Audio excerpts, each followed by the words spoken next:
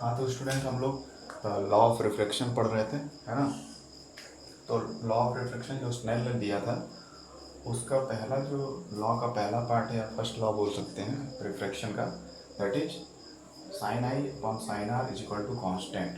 ठीक है, sine I upon sine R is equal to constant का मतलब क्या होता है कि हम लोग क्या करेंगे, एक पार्टिकुलर कोई अप्रेटिस ले लेंगे। जैसे कि हम लोगों ने ग्लास स्लैब यहाँ पे लिया है, ठीक है। तो लाइट रेस बाहर से आ रही है, एयर से आ रही है, ग्लास स्लैब में जा रही है, ग्लास स्लैब से बाहर निकल जा रही है दूसरे एंड से, ठीक है, दूसरी तरफ से निकल जा रही है, ठीक। तो यहाँ पे जो अलग अलग एंगल से हम लोग लाइट रेस लेंगे या कोई भी ऑब्जेक्ट रखेंगे, है ना, जैसे नीडल को रख करके प्रैक्टिकल किया जाता है जनरली। तो अलग अलग एंगल से हम लोग रखे, मान लीजिए इतने एंगल पर रख दिए हैं नीडल को, फिर इतने एंगल। यहाँ पे जैसे जैसे एंगल चेंज करेंगे वैसे वैसे एंगल ऑफ रिफ्रैक्शन भी चेंज होगा, ठीक, ओके। तो यही हम यहाँ पर करके दिखाया गया है कि मान लीजिए ग्लास स्लैब पे 1 बाई 1 एक्सपेरिमेंट करते रहेंगे, है ना, क्योंकि एक ही ग्लास स्लैब छोटा होता है तो सारे एक्सपेरिमेंट एक ही साथ तो नहीं कर सकते। ये 3 कंडीशन दिखाने का अर्थ है कि 3 अलग अलग बार या 3 से ज़्यादा बार हम लोग क्या करेंगे, अलग अलग एंगल से लाइट को या ऑब्जेक्ट को रखेंगे, तो वहाँ से एंगल ऑफ इंसिडेंट भी उतना ही होगा, और एंगल ऑफ इंसिडेंट जब चेंज होगा तो एंगल ऑफ रिफ्रैक्शन भी चेंज होगा, ठीक।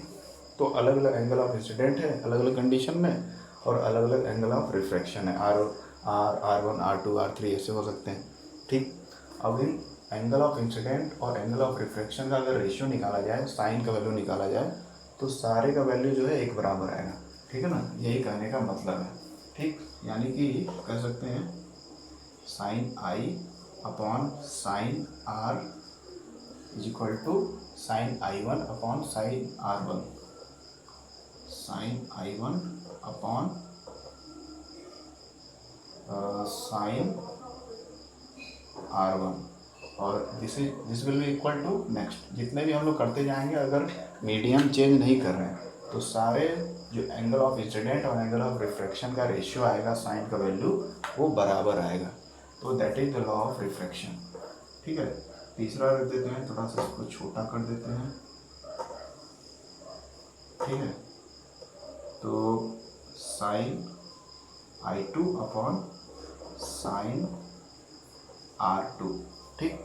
फिलहाल हम लोगों ने मान लिया कि 3 कंडीशन हम लोग कर रहे हैं, 3 अलग अलग एंगल पे लाइट रेस को पास करा रहे हैं, तो 3 अलग अलग एंगल ऑफ रिफ्रैक्शन हमको मिल रहे हैं, ठीक है। तो सबके साइन का वैल्यू जो है, साइन का रेशियो इक्वल होगा, that is the first law of refraction, ठीक है। तो इसको लिख सकते हैं the ratio of sine of angle of incidence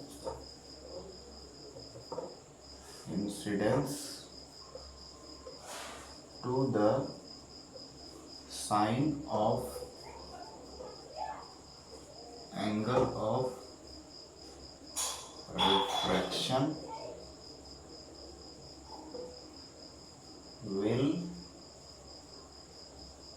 always be same until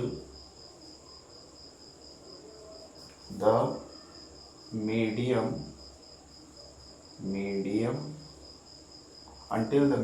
is same।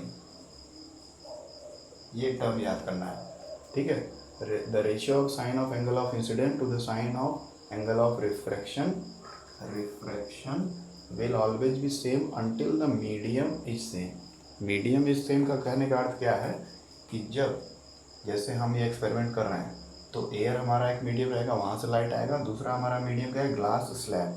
तो जितने भी 3 रीडिंग 4 रीडिंग 10 रीडिंग ले रहे हैं हम लोग, तो सेम चीज़ ले रहे हैं, यानी ग्लास स्लैब ही ले रहे हैं, एयर ले रहे हैं, बस एंगल को चेंज कर रहे हैं। तो जब हमारा मीडियम सेम रहेगा, है ना, दोनों मीडियम जब सेम रहेगा तो उस कंडीशन में जो साइन आई और साइन आर अलग अलग वैल्यूज़ रखने पे आता है, उन सब का रेशियो सेम होगा। लेकिन अगर हम लोग मीडियम चेंज कर देंगे तो लॉ ऑफ रिफ्रैक्शन फॉलो नहीं करेगा, ठीक। तो ये बात को ध्यान देना है कि मीडियम जब तक सेम है, दो हम लोग जो मीडियम लिए हैं रिफ्रैक्शन कराने के लिए, तब तक हमको हमेशा ही साइन आई और साइन आर का वैल्यू, अलग अलग वैल्यूज़ जो है उनका रेशियो का वैल्यू हमेशा ही एक बराबर आएगा, ठीक। इसलिए हम लोगों ने यहाँ पर ये लिखा है कि फिलहाल हम लोगों ने माना था कि 3 रीडिंग लिए हैं, तो 3 रीडिंग का जो आंसर होगा कुछ इस तरह से होगा। तीनों के साइन का रेशियो का वैल्यू इक्वल आएगा, क्योंकि मीडियम यहाँ पर एयर और ग्लास स्लैब ही है और कुछ नहीं है। अगर मान लीजिए यहाँ पे एयर लेते हैं, यहाँ पे वाटर, और एयर वाटर के केस में हम लोग अलग अलग एंगल से इंसिडेंट कराते हैं तो अलग अलग रिफ्लेक्शन एंगल मिलता है, तो उसका भी सारा रेशियो सेम आता है। लेकिन अब अगर हम लोग क्या करें, एक रीडिंग हम लोग ले एयर और ग्लास से और दूसरा रीडिंग ले ले एयर और वाटर यहाँ रखकर ग्लास की जगह पर, तब वो गलत हो जाएगा, क्योंकि वहाँ मीडियम चेंज हो रहा है। तो मीडियम जब तक सेम रहेगा तब तक साइन, इंसिडेंट एंगल का साइन और रिफ्लेक्शन एंगल का साइन का वैल्यू का रेशियो जो होगा हमेशा ही बराबर आएगा, चाहे हम कितना भी एंगल चेंज करें। मीडियम शुड बी सेम, ठीक है, तभी ये लॉ फॉलो होगा। ठीक, तो ये हमारा लॉ ऑफ रिफ्रैक्शन का पहला पॉइंट था या पहला लॉ था। अब इसका दूसरा पॉइंट समझ लेते हैं। दूसरा पॉइंट वैसे ही है जैसे लॉ ऑफ रिफ्लेक्शन में था। ठीक है, ये क्लियर हो गया। ये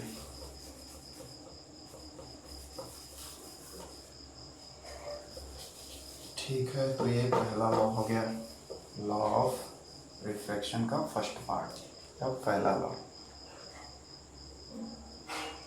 यहाँ पे एयर है ना, यहाँ भी एयर, चारों तरफ एयर, एक ग्लास। ठीक है, इसको मिटा देते हैं या फिर इसको रहने देते हैं। फिर दूसरा लॉ क्या कहता है कि एंगल ऑफ इंसिडेंट, जो लाइट गिर रही है, नॉर्मल और रिफ्लेक्टेड रेज, ये तीनों के तीनों एक ही प्लेन से जुड़े हुए हैं। जैसे कि हम लोग लॉ ऑफ रिफ्लेक्शन में पढ़े थे कि angle of incident, angle of reflection और normal all lie in a same plane. Similarly यहाँ पर भी वही चीज़ हो रहा है कि ये जो ओवरऑल रिफ्रैक्शन फिनोमेना हो रहा है वो किसी एक ही प्लेन पे हो रहा है ना, या तीनों जो एंगल्स बन रहे हैं या तीनों जो लाइट रेस हैं वो एक ही प्लेन से टकरा रही हैं, एक ही प्लेन पे मौजूद हैं। हमारा इंसिडेंट रे भी इसी प्लेन पर है, हमारा नॉर्मल भी इसी प्लेन पे, हमारा रिफ्लेक्टेड रे का प्लेन भी इसी प्लेन से जुड़ा है, तो तीनों एक ही प्लेन पे पाए जाते हैं। That is the second part of the law of refraction. ठीक, तो इसको लिख सकते हैं एंगल ऑफ इंसिडेंस, है ना, यानी कि आई, एंगल आई, और क्या दिया है, एंगल ऑफ रिफ्रैक्शन यानी एंगल आर। ठीक है, और द नॉर्मल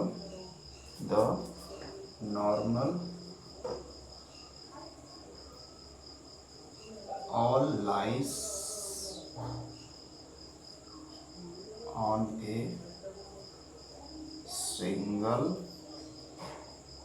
single plane। ठीक है, एक पार्टिकुलर प्लेन पे ही तीनों लाइज करते हैं, कुछ उस प्लेन के एक तरफ है, दूसरा दूसरे प्लेन पे, है ना। यही प्लेन तो हमारा यही है, दो इस पे लाई कर रहे हैं, दो उसके नीचे की तरफ, लेकिन कनेक्टेड एक ही प्लेन से। तो एंगल ऑफ इंसिडेंट और एंगल ऑफ रिफ्रैक्शन और जो नॉर्मल है, तीनों एक ही प्लेन पे लाई करते हैं, यानी एक ही प्लेन पे मौजूद होते हैं। This is the second part of the law of refraction. पहला पार्ट समझ गए, सेकेंड पार्ट समझ गए, दैट्स इट। ठीक, तो ये हो गया। चलिए ओके, अब इससे आप एक चीज़ और समझ लीजिए कि ये तो ऐसे समझ गए होंगे आप, फिर से मैं समझा दे रहा हूँ एक बार कि देखिए ये एंगल देखने में बड़ा लग रहा है ना, जो एयर जा रहा है, क्योंकि लाइट की स्पीड यहाँ मैक्सिमम होगी, ऑलमोस्ट मैक्सिमम भी रहती है। जैसे वैक्यूम में रहती है लगभग वैसे ही एयर में रहती है। वैक्यूम में कुछ नहीं होता है, कोई पार्टिकल रहते हैं, एयर में कुछ पार्टिकल भी रहते हैं। तो यहाँ पर लाइट की रेस बहुत तेज़ी से आ रही है तो बड़ा एंगल बना रही है नॉर्मल से, लेकिन जब जैसे ही वो रिफ्रैक्ट हो रही है किसी और मीडियम में जा रही है जिसका ऑप्टिकल डेंसिटी ज़्यादा है, वहाँ पे लाइट रेस का एंगल कम हो जा रहा है, क्योंकि लाइट का स्पीड कम हो जा रहा है ना। तो जैसे जैसे हम क्या करेंगे, जैसे जैसे हम लोग एंगल ही बढ़ाएंगे वैसे वैसे एंगल ऑफ रिफ्रैक्शन घटता जाएगा, ये भी हम लोग कह सकते हैं। ठीक ना, जितना ज़्यादा यहाँ एंगल होगा वहाँ पर उतना कम होगा। ठीक, या फिर ये कह सकते हैं कि एंगल आई जो है, अगर ये कोई एंगल है, मान लेते हैं 40 डिग्री 50 डिग्री, तो एंगल ऑफ रिफ्रैक्शन उससे कम ही बनेगा हर केस में। जितना भी एंगल ऑफ इंसिडेंट है उससे कम ही बनेगा एंगल ऑफ रिफ्रैक्शन, क्योंकि दूसरा जो मीडियम होता है एयर के अलावा दूसरा जो मीडियम होता है ग्लास, वाटर या और कोई लिक्विड मटेरियल, उसका डेंसिटी, ऑप्टिकल डेंसिटी हाई होता है, तो लाइट को और बेंड करता है यानी वो नॉर्मल की तरफ झुक जाएगी तो एंगल कम ही आएगा। ठीक, तो ये सारी चीज़ें आपको समझ में आ रही होंगी। ठीक, तो लॉ ऑफ रिफ्रैक्शन हो गया। अच्छा, अब क्या करना है, कुछ और बेसिक चीज़ें पढ़ लेते हैं, इसको अब मिटा देते हैं, लग रहा है मिटाने की ज़रूरत पड़ गई है। कुछ पॉइंट्स समझ लेते हैं। हाँ, तो क्या पॉइंट्स हैं, किसी एक को ले लेते हैं, सारे तो एक ही पैटर्न पे फॉलो कर रहे हैं, बस एंगल चेंज है। तो आप देख रहे होंगे कि ये जो लाइट रेस है ये यहाँ से आ रही है, और हम लोग जनरली सोचते हैं कि कोई ट्रांसपेरेंट मटेरियल है तो लाइट एकदम क्या करेगी, सीधे निकल जाएगी, है ना, ऐसा सोचते हैं। यहाँ वाला मिटाना पड़ेगा तब समझ में आएगा अच्छे से, यहाँ वाला मिटाना पड़ेगा।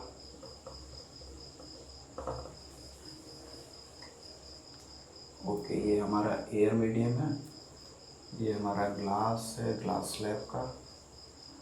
ठीक, तो जैसा कि हम लोग बात कर रहे थे कि ट्रांसपेरेंट मटेरियल में हम सभी सोचते हैं कि लाइट सीधे निकल जाएगी, लेकिन ऐसा होता नहीं, क्योंकि ऑप्टिकल डेंसिटी चेंज होता है। तो लाइट ऐसे आई तो हम लोग सोचते हैं कि ऐसे ऐसे ऐसे ऐसे ऐसे सीधा निकल जाएगी, बट लाइट रे तो कुछ इस तरह से निकल गई, है ना। तो उम्मीद किए थे कि ऐसे लाइट निकलेगी, ऐसा हम लोग मान के चले थे, लेकिन निकल गई लाइट ऐसे, कोई अलग रास्ते से निकल रही है। तो because of the optical density, है ना, because of the refraction phenomena, और ऐसे पास हो जाता तो फिर तो कोई बात ही नहीं होती। तो ये हम लोग जो एज्यूम किए थे कि इस पाथवे पर लाइट निकलेगी, लेकिन निकली किसी और रास्ते से और बेंड हो गई, टेढ़ी हो गई लाइट, मतलब उसका डायरेक्शन चेंज हो गया। तो ये जो एक्सपेक्टेड था, जो हम लोग एक्सपेक्ट कर रहे थे, उम्मीद कर रहे थे, और रियलिटी में उससे कम आया, लाइट बेंड हो गया। तो ये जो हम लोग का डिफरेंस क्रिएट हो रहा है, इसको बोलते हैं, इसको क्या बोलते हैं, लेटरल डिस्प्लेसमेंट। इसको बोलते हैं लेटरल डिस्प्लेसमेंट,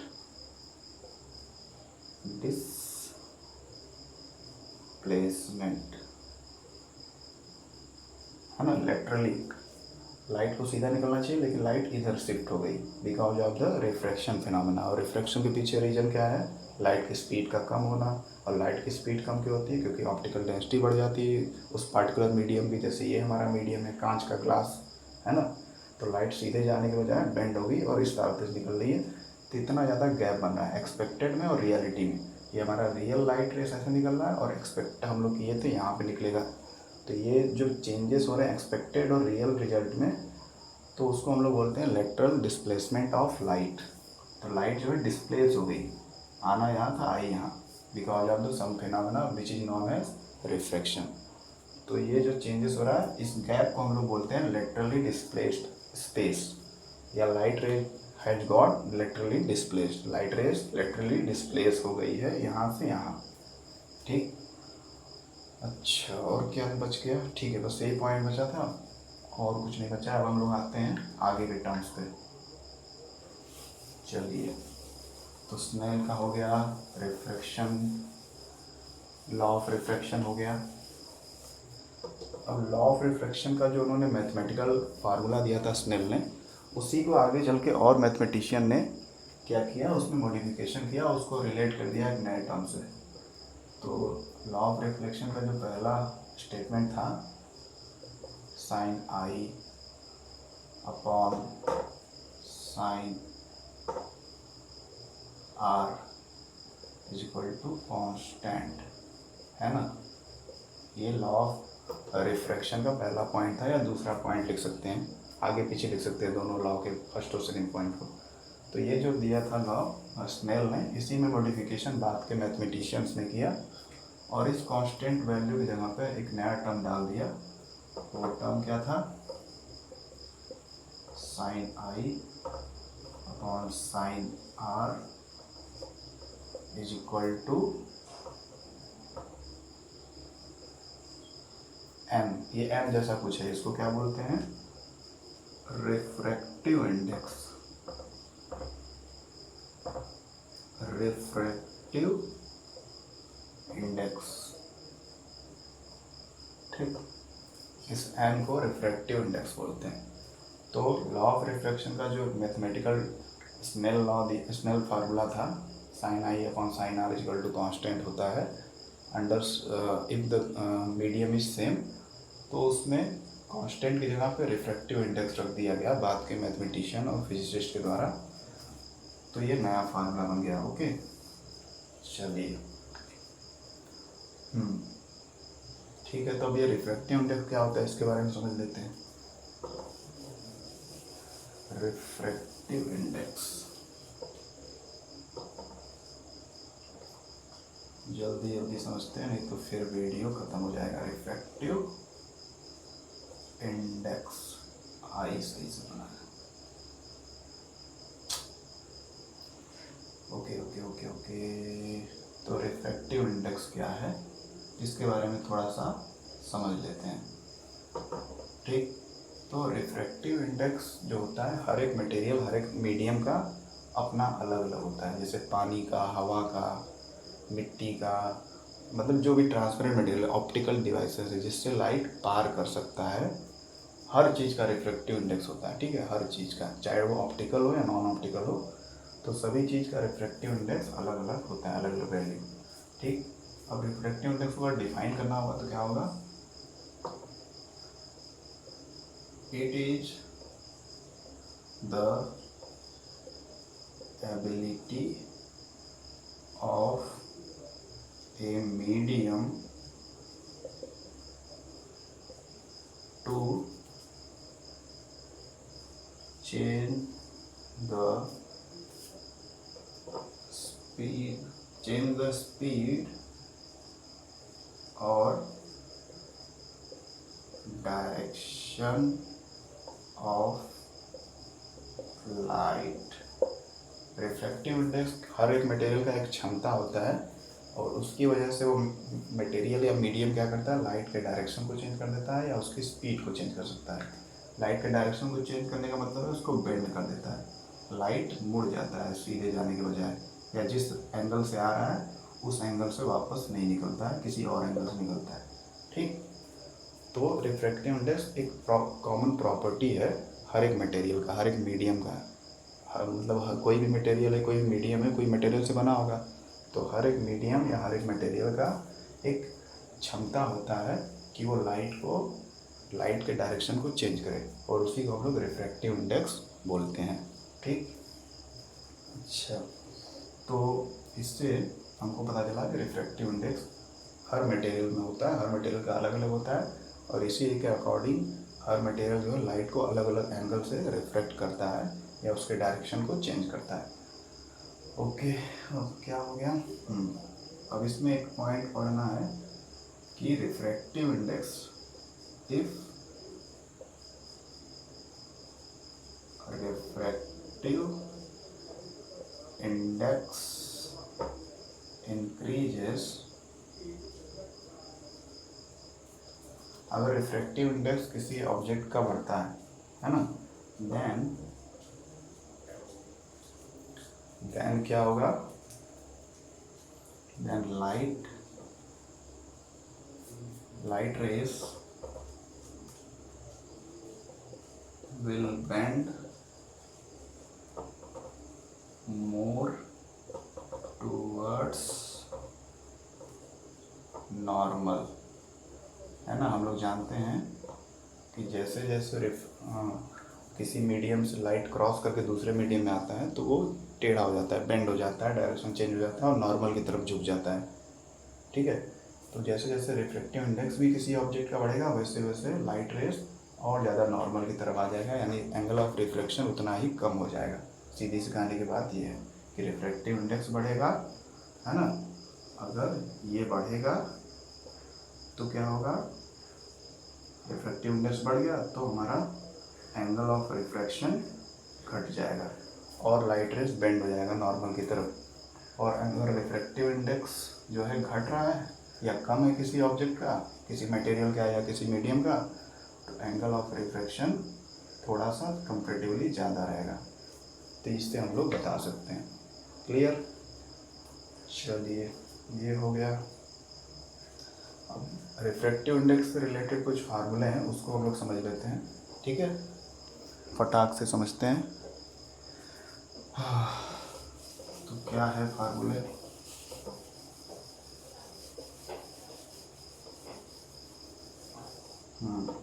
तो रिफ्रैक्टिव इंडेक्स जैसे हम लोग पढ़ रहे थे कि एक मीडियम से लाइट दूसरे मीडियम में जाता है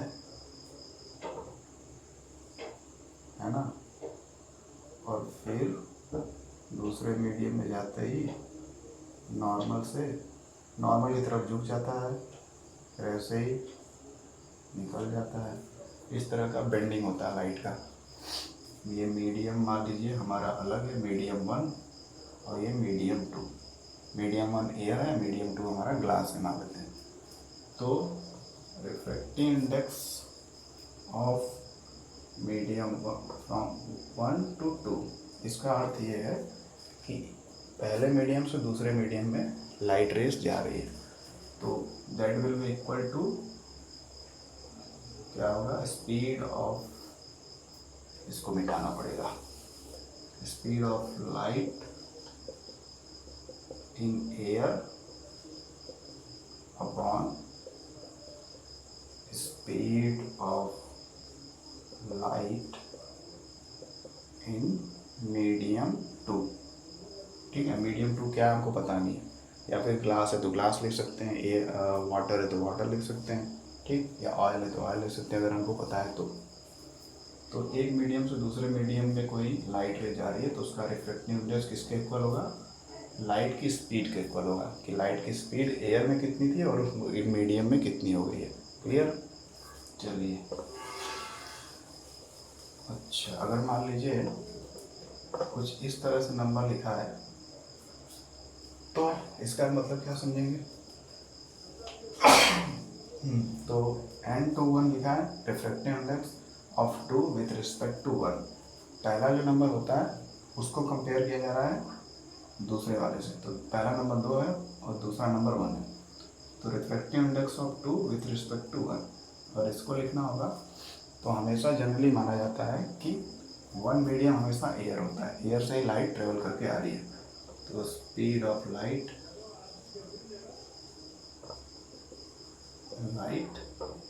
इन एयर, ठीक है, एयर या वैक्यूम भी लिख सकते हैं, है ना, वैक्यूम भी लिख सकते हैं।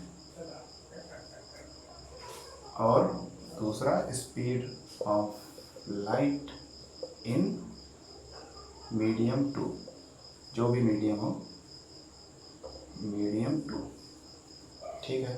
तो इस तरह से अगर मैं नंबर को चेंज कर दूं, refractive index of 1 with respect to 2, यहाँ पे नंबर मैंने चेंज कर दिया। हमेशा पहले नंबर को देखना है ध्यान से, ठीक है, जो नंबर पहले लिखा जा रहा है वो उसके रिस्पेक्ट में दूसरे का देखना है, ठीक है। तो refractive index of 1 with respect to 2, अब दूसरे से पहले को कंपेयर किया जा रहा है, यानी यहाँ पे ये जो फार्मूला है चेंज हो जाएगा स्पीड का, speed of light in what, medium 2 upon speed of light in air, ठीक। क्योंकि रिफ्रैक्टिव इंडेक्स अल्टीमेटली हम लोग यही समझने के उसका अर्थ होता है कि लाइट की स्पीड कितनी कम हो रही है, वही हर ऑब्जेक्ट की क्षमता को बताता है। हर ऑब्जेक्ट में एक एबिलिटी होता है, क्षमता होता है कि वो लाइट रेस को कितना बेंड कर सकता है, कितना मूव टेढ़ा कर सकता है, उसके डायरेक्शन को चेंज कर सकता है, that is the refractive index. तो इसीलिए हम लोग रिफ्रैक्टिव इंडेक्स के फार्मूले में लाइट की स्पीड को एयर में और लाइट की स्पीड को किसी और मीडियम में देखते हैं, जिसमें भी हमारा पूरा प्रोसेस हो रहा है, एयर टू वाटर हो रहा है कि एयर टू ग्लास हो रहा है, या फिर और भी जो भी माध्यम हो, जो भी मीडियम हो। तो हमेशा एयर में स्पीड जो मैक्सिमम होती है लाइट की, या वैक्यूम में और दूसरे मीडियम, उन दोनों के केसेस को हम लोग स्टडी करते हैं, कंपेयर करते हैं इस फार्मूले से, तो हमको रिफ्रैक्टिव इंडेक्स पता चल जाता है। ठीक है, चलिए तो ये हो गया। ओके, ये फार्मूला बन गया। अब एक क्वेश्चन कर लेते हैं फटाक से इसी पे बेस्ड, तो आपको ज़्यादा समझ में आएगा। मान लीजिए क्वेश्चन है, इसमें स्पीड ऑफ लाइट को c से लिखते हैं, 3 × 10⁸ मीटर पर सेकेंड है, और रिफ्रैक्टिव इंडेक्स दिया गया है ग्लास का। किसका दिया है? ग्लास का 1.5 होता है। हर एक मटेरियल का अपना रिफ्रैक्टिव इंडेक्स होता है, इसका कोई यूनिट नहीं होता है, केवल नंबर के फॉर्म में होता है। हमको निकालना है speed in glass. Speed of light in air या वैक्यूम c से रिप्रेजेंट किया जाता है हमेशा, स्मॉल c से। रिफ्रैक्टिव इंडेक्स ऑफ ग्लास दिया हुआ है ना, एक ग्लास का रिफ्रैक्टिव इंडेक्स है, हर एक मटेरियल का अपना अपना होता है। हमको वेलोसिटी या speed of light in glass निकालना है, तो क्या होगा formula? Refractive index is equal to speed of light in air, मैं शॉर्ट में लिख रहा हूँ, और speed of light in gas, है ना। ठीक है,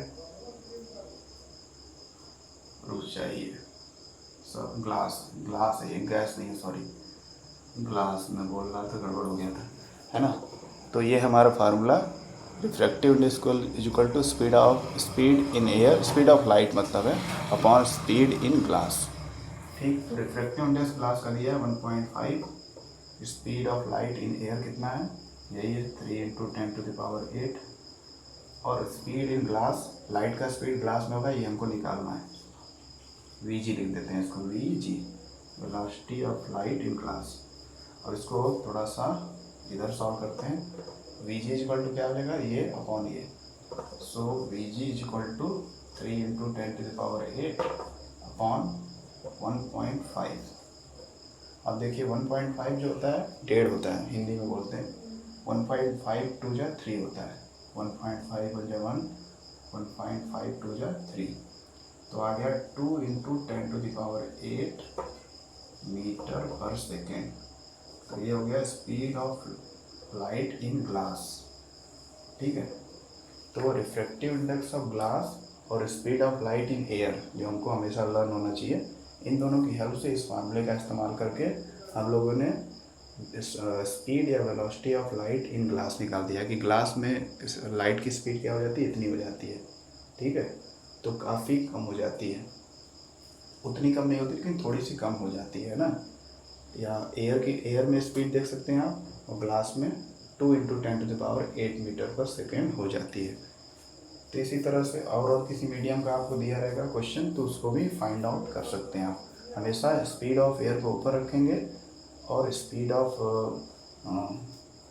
of light in other medium को नीचे अपॉन में ही रखेंगे, तो ये सॉल्व आउट हो जाएगा।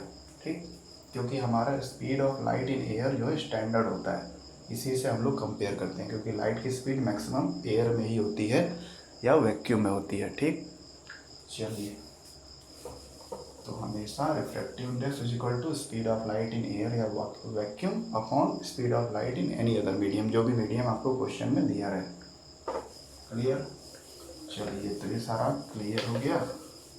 अब हम अगले वीडियो में लेंसेज के बारे में बात करेंगे। ओके, आज के लिए इतना ही।